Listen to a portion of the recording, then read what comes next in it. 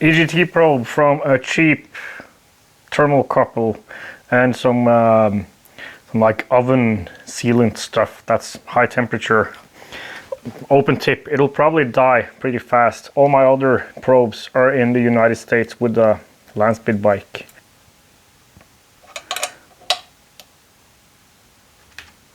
This is CHT. There's more inputs on the Arduino box, but I either need to buy the extension box for dyno couples or just build a thermocouple amplifier.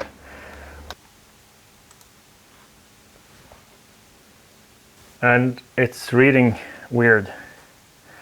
EGT, that is. Ah, bummer. The probe is fine. Checking with the multimeter.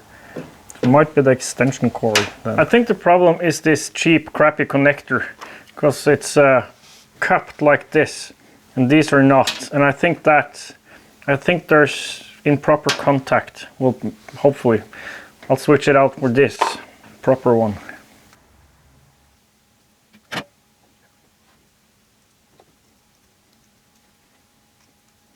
That didn't help. So there's probably something, maybe I fried the amplifier in there, or most probably it's the extension cord itself. Because it's reading fine on the meter here. We'll just have to use this as our gauge then. Ugh. Several people commented about bubbles in my line last video, and definitely bubbles in there. I think it's vibration, the ball was vibrating. So now it's isolated from the test setup. It's on a separate stand here. And that brings us to the plug. But first, welcome back to my garage. I'm working on the methanol and nitromethane version of the land speed bike engine. So the exact copy of the engine sitting in the bike. But this one's meant for alcohol. It was always meant for alcohol, but we ran gas this year. And well, the plan was to run gas, get the record, and then start experimenting with methanol and nitro. We never got there because we never got that record. We got close though, we had it twice. Anyways, I'll bring you closer and show you the plug because it's relevant to what people were talking about, the bubbles. The ground electrode has started melting, so lean. But also the ceramic is broken off, it's loose, it's cracked.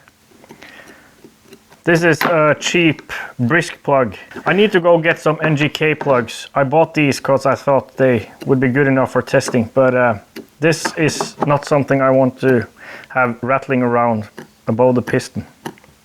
I'm fairly confident it's not running lean at low throttle openings because there's so much fuel just spewing out everywhere. I think it's going lean up high, and it's probably the vibration and the bubbles and just inconsistent fueling up high. Could also be it's just not getting enough fuel up high, but we can easily fix that by raising the fuel level or putting in a larger main jet or modifying the needle. So it's not a problem, but I think it's mostly the fuel bubbling, the vibrations that's causing problems. So I'll be back in a few hours. I need to go see if hopefully I can find some plugs locally. The selection is getting sparse, like with everything else interesting around these parts.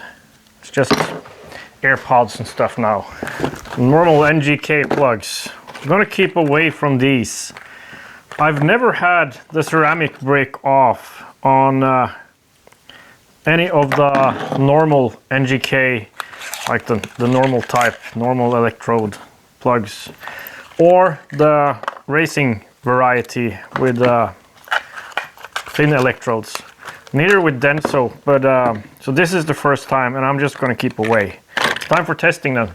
Gap the plug to 0.3 millimeters. Hopefully the piston is still fine. There's compression, so I think it is. It might be a little detonated.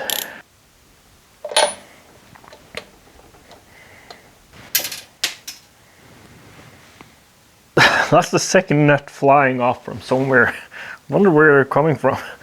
My data acquisition stuff is spread out all over the place, so I'll need to tell you what has been happening after a little run here and explain it. And later I'll I'll make sure that everything's in camera, like make some kind of a better setup. It's just a makeshift, as you can see here now. I'll have the camera pointing at the carb first now to catch how this behaves now. If it's better than earlier, it should be less bubbly. And we'll do some testing. I might be a little bit in the way, hopefully not. The dyno is hooked up, so we might even get a little sneak run in. We'll see. Probably no good numbers yet. And I'll be wearing a mask from now on. Should get some gloves too.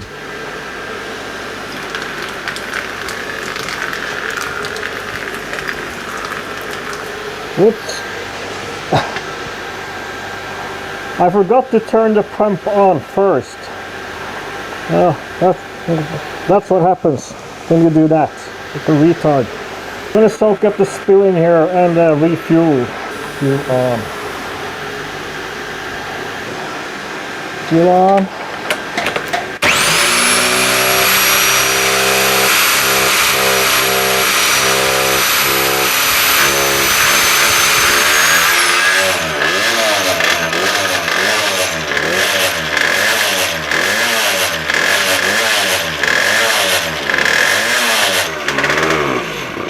I'm not sure where that is the sound coming from. There's like a vibration sound. Engine feels good.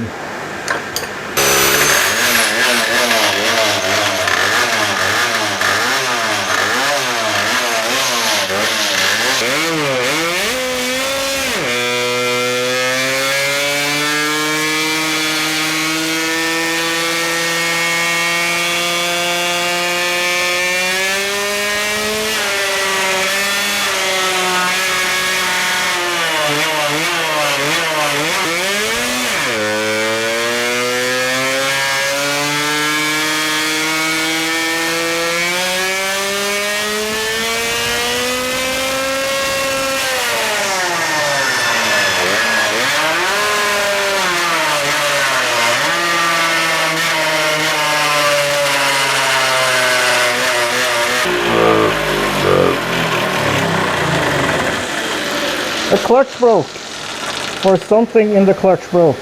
I saw some sparks.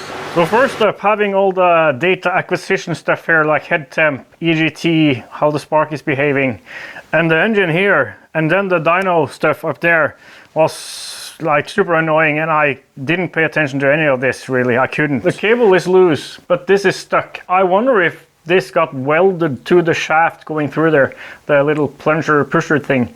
I wonder if it needs to be greased much more and more frequently, because I think that started spinning with the... this is probably not meant to like grab the clutch at full speed and then let it coast down, as you saw sparks flying and stuff. So we got to investigate this. Excuse the glare, you can't really see anything here, but there's nothing to see because the dyno roller said it topped out at like 200 RPM. And that's definitely not the case. So, and we had 0.2 horsepower, and probably not much yet, but definitely more than 0.2. And the dyno roller was spinning much faster than 200 RPM. So we need to, the sensor is probably a little off, hopefully. The bubbles seem to be mostly gone now. So this solved the problem. This needs to be isolated better from the engine. In the actual frame we'll use some rubber mounts and stuff to make that happen. It seemed to be running really well, better than last time, and I don't think it's spark. It's we were running lean. That was the bubbling. Like many people suggested, you were absolutely right. The bubbling was a problem. Let's pull the plug and inspect. Hopefully it's not melted or anything. I wish this wouldn't have got stuck, because then we would have gotten a proper plug chop out of the run there. That's how it is. And that is looking really good actually. It's looking like a really safe tune where pretty much just no threads been burnt, like just the first part of the plug is, the plating has been burnt off. So that's, that looks like a super safe tune. And my homemade EGT probe hasn't died yet, which is also nice. I'm no alcohol plug reading expert, but having the plating being burnt off just the tip of the plug body looks like a safe, really safe tune to me. And everything else is in good condition. The electrodes are look brand new and stuff. So no melting. Lean was the problem last time, as it always is. It didn't rev super high, and that's probably because it's too rich. Or it could be ignition timing, because I know ignition timing is sitting at a flat line 23 degrees now. We gotta fix that, gotta put in a proper curve. That'll be the next step now, after fixing the clutch. Put in a more normal timing curve. I know Nitro is supposed to want more timing, and Methanol, well, Methanol especially, and then Nitro maybe want less timing, and it's hard to say in a tiny two-stroke like this. Have a look at that clutch. There's a rod, then there's a ball, a short rod, and another ball, and then the final piece. And something got stuck.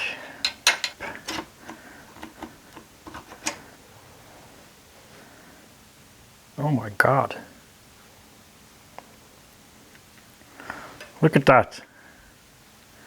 Look at that. Fusion welded the rod to the bolt. Well, the ball is also fusion welded to the rod. There's grease in there, but so obviously this was not how this clutch is intended to be operated. It's a nice piece because they've bothered to put a tiny little bearing in there versus having a bushing.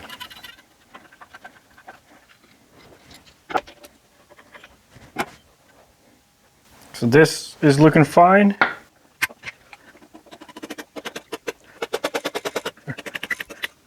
So I didn't put in any new grease here. I just assembled with the grease that was, well, not much grease at all really. I think hopefully that's the problem. So as long as I can, I need to fab up a new rod like this.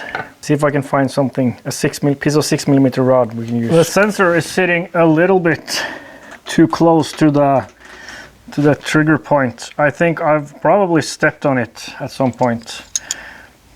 Really should make a cover. 0.5 millimeter more clearance.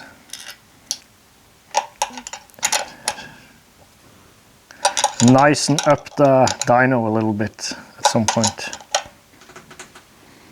Okay, so a little more clearance.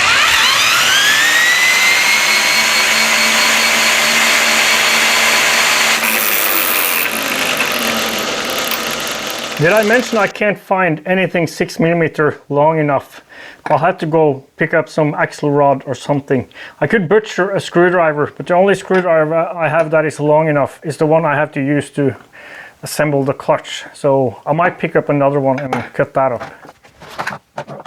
Terrible set of screwdrivers. Perfectly good enough for what I need it for, or what I need this one for.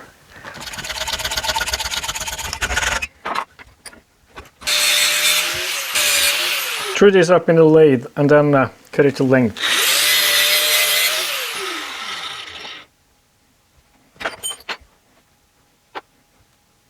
So first, let's shove a good amount of grease into the hole.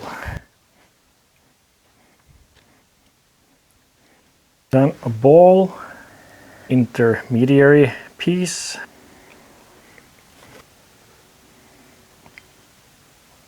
Camera ran out of battery and I ran out of time, but there's copious amounts of grease in there now and the clutch is working again. Next up is seeing if I can make the thermocouple communicate with the dyno software. I realized we have the same problem with this sensor if I ground it to the engine. I don't think the dyno box is actually grounded to this, so let's see if doing that helps. So that made it even worse. Now it's not touching engine ground, and now it's touching engine ground. So my extra, and if I pull that extra ground wire off, it's bad, but it's not as bad. So there has to be some kind of a ground loop going on. The map was sitting at a 20-degree flat line, and we saw roughly 23 degrees. I set the base advance at 34, so that's probably 37. That should bring the actual advance we see down to 20 with a 20-degree flat line. We're not gonna run a 20-degree flat line though. We're gonna put in like a typical two-stroke curve for this kind of RPM. Might have to add timing, might have to pull out timing, but this will be our starting point. Okay, so first now is to see if the dyno is actually working properly, and then see if the engine is still working properly.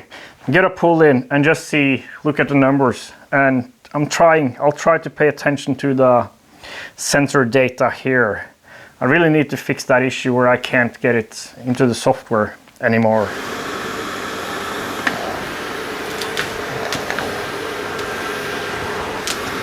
Fucking idiot. Fucking idiot. Again, the highest fuel consumer here is me doing that stuff. That's on, pumps on, ignition's on.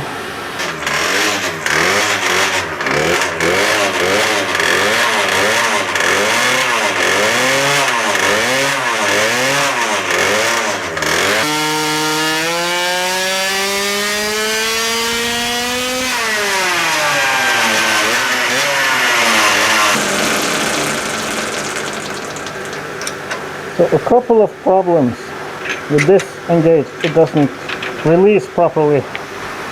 Second problem, the runs just abort on their own. Automatic stop. Might be that was the problem, we had automatic stop on. It's running nicely. Tighten the clutch a little bit and refuel and then try again. The pump is running. Oh God, seems like I'm not in a state to operate machinery at the moment. It's just a complete mess. I'm gonna poison myself and burn down the garage.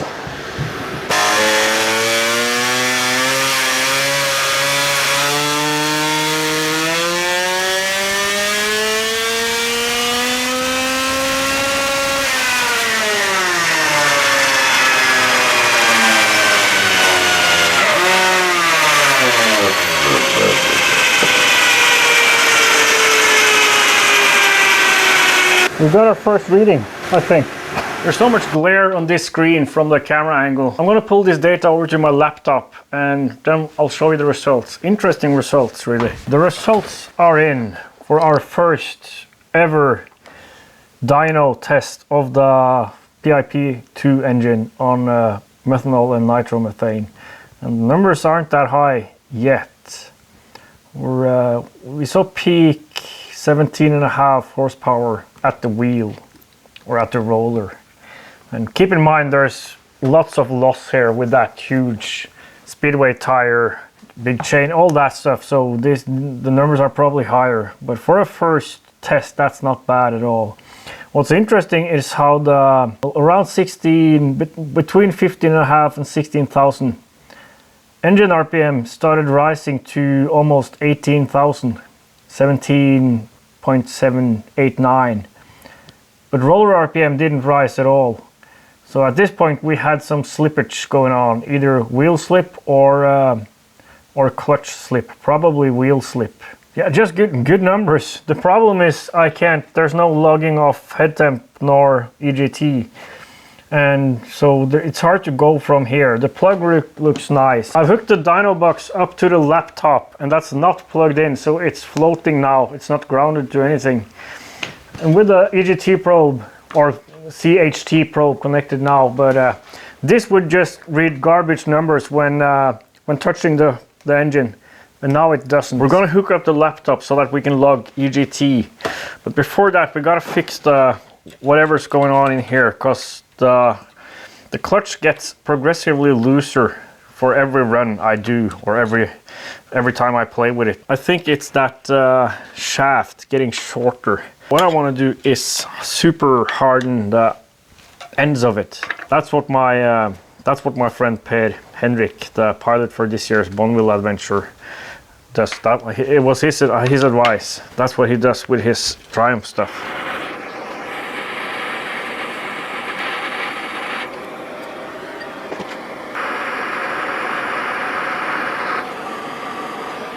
The ends of this are rock hard now, same with the little one.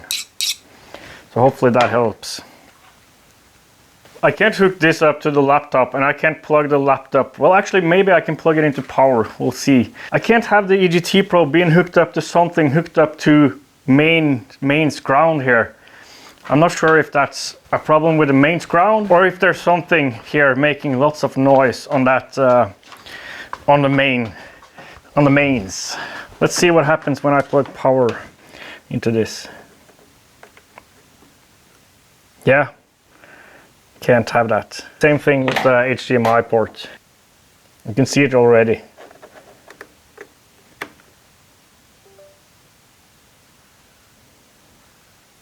Let's see if we can get a reading with EGT logged. That would be nice. I still can't log CHT, but I can put this somewhere so that we can, so that I can see it on camera.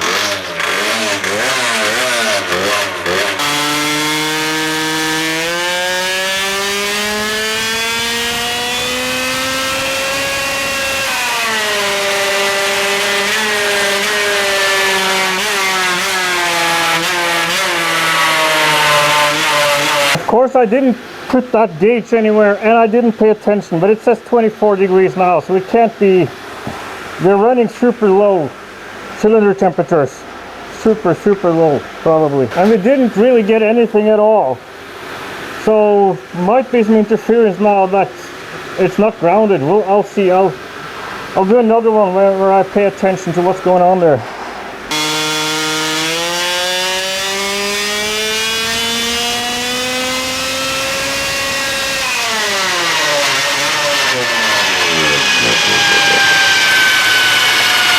The numbers are just weird.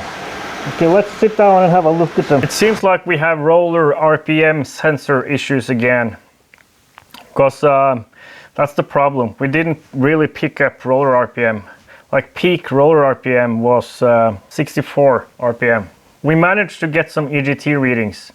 First run we ran peak 420C, and then we ran on the second run 465. But that doesn't really matter because the plug has started to melt, which means our numbers to shoot for, well, we can't go for head temp. We gotta just run it rich enough to it might be we can add timing, but we gotta add more fuel. That's easily fixable by a larger main jet lifting that whole fuel chamber, or by pulling the needle a little bit further off the seat. The ground strap has started melting, same with the center electrode, and there's some aluminium specking around the edge here, so that's from the piston also starting to melt. I realize I'm a retard.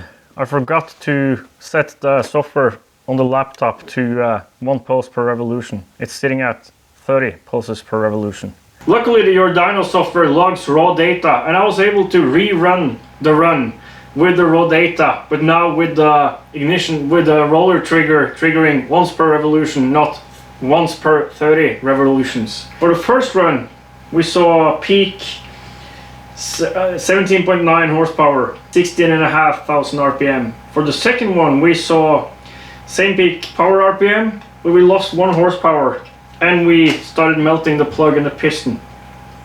So what's going on there is we're running lean, far too lean for it to produce proper power, probably running too little timing, but it could be we're running enough fuel but it's not atomized properly. Hard to tell. We're gonna add more fuel and see what happens, and then we're gonna add some more timing and see what happens, because I think we can run lots of timing and lots of fuel. I don't think we can run not so much fuel. And keep in mind, these are at the wheel numbers, and with that terrible huge knobby wheel, so we're probably losing, and there's lots of inertia in that huge wheel compared to what you normally like. The power would be the same on the road. It's just a measuring where that huge wheel has a huge effect on the inertia of the. I did some quick calculations, and that wheel probably has a rotational inertia of like 1 kilogram per meter squared, and my roller has inertia of 2.17 kilograms per meter squared. So that wheel contributes a lot to the inertia. And on the road you wouldn't notice a difference in power really, maybe acceleration a little bit. But how this dyno reads power, that's with how fast you can accelerate a known inertia, a known mass with a known inertia, rotational inertia. And now we have a second mass with a bunch of inertia, much more inertia than what I normally run on there. So comparable blah blah blah doesn't really matter, it's repeatable, that's what matters.